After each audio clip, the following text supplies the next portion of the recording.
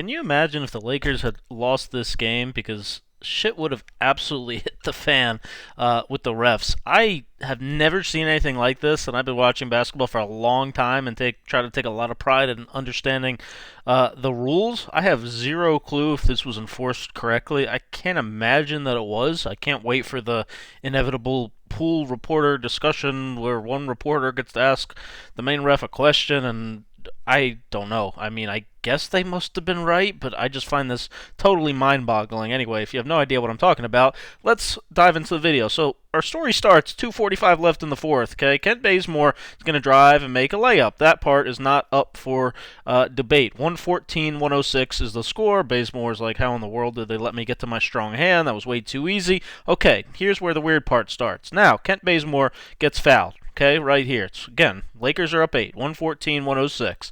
Okay, it's not a clear path foul, even though the Lakers clearly, had a 2-on-1, maybe even a 3-on-1, so they're almost certainly going to score.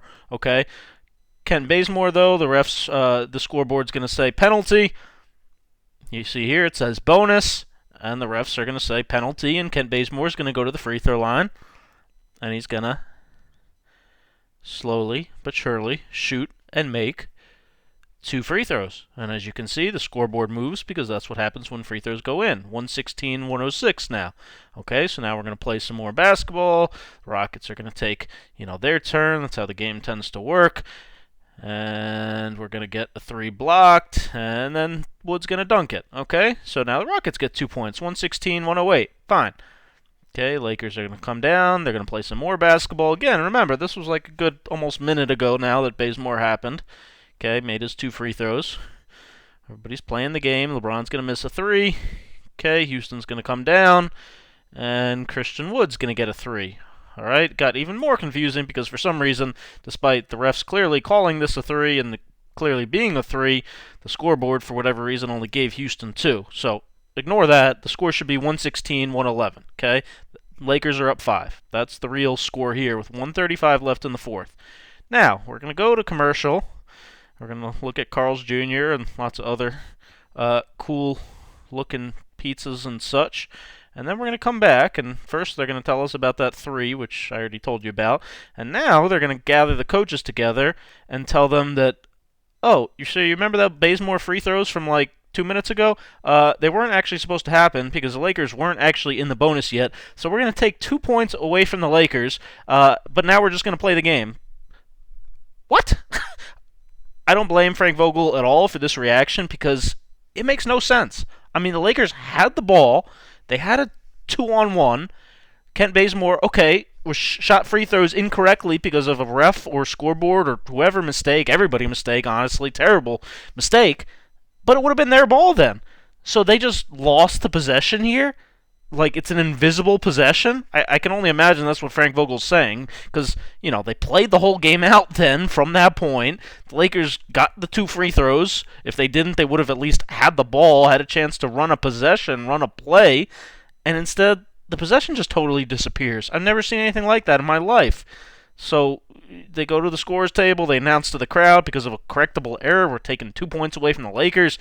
One former head coach, one current head coach are like, what in the world? Never seen anything like that. And yeah, I mean, we come back and the score's 114-111. I mean, again, like I've seen correcting if a shot was after the shot clock, when you have to review something like that, sure. I've seen corrections like that, but I've never seen, there was a foul, incorrectly given free throws, fine, but like, then the Lakers would have had the ball. So why didn't they just replay that last minute? I don't know. I mean, again, was that the right thing? I have no idea. So anyway, what should have been a 5-point Lakers lead, now a 3-point Lakers lead. LeBron makes a shot. Now it's back to 5. All right, so let's just show you the rest of what happened anyway, because, I'm feeling generous. Jalen Green, this kid, is pretty good, not on that possession. Sorry, this was the shot clock violation. He had a lot of late shots. Great defense by the Lakers there.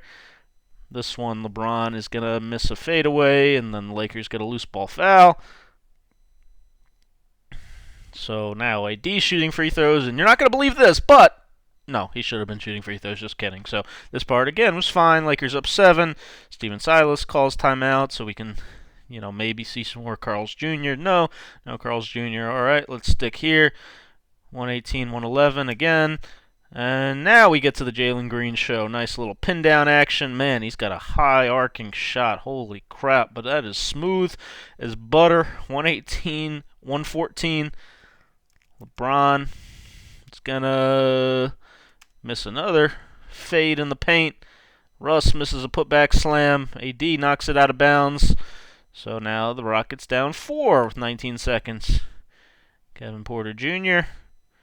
Gonna pick up his dribble way too early, but Jalen Green's gonna dance with it into that step back again and shoot it 40 feet up in the air and hit another one. So now it's a 1-point game. Frank Vogel, timeout. Like, what in the world is going on? And then, for some reason, they're gonna run the inbound play for Malik Monk, who's gonna miss the first free throw